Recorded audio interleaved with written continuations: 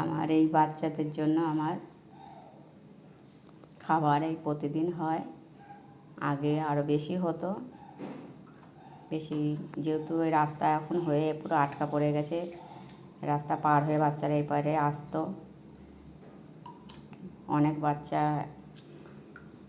দুবার তিনবার খাওয়া এরকম আমার রান্না হতো এরকম প্রেশার কুকারে। এখন সেসব বাচ্চারা আসে না, জানি না কোথায় রয়েছে তারা। অনেক দিন পর একটা বাচ্চা আসলো, তাও আবার আসছে না এখন। যারা এই বাচ্চাদেরকে ভালোবাসেন অন্তত চেষ্টা করবেন বাচ্চাদের পাশে থাকার। এরা অবলা প্রাণী, চেষ্টা করবেন অন্তত দিনে যেন একবেলা খেতে পায়। অনেকেকে দেখি ড্রেনে ফেলে দিতে, তারা জানি না কীভাবে ফেলে ড্রেনের মধ্যে খাবার। রাস্তার পাশে রাখলেও বাচ্চারা খেয়ে নিতে পারে, ওরা তো আর রেখে দেবে না, দেখলে খেয়ে নেবে।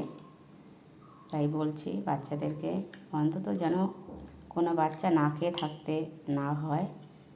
আমার আগে আরও বেশি হতো, 3বার 4বার এরকম প্রেশার কুকারে আমি রান্না করে করে গামলায় রাখতাম। অনেক বাচ্চা আসতো, আমি খাবার দিয়ে রাখতাম।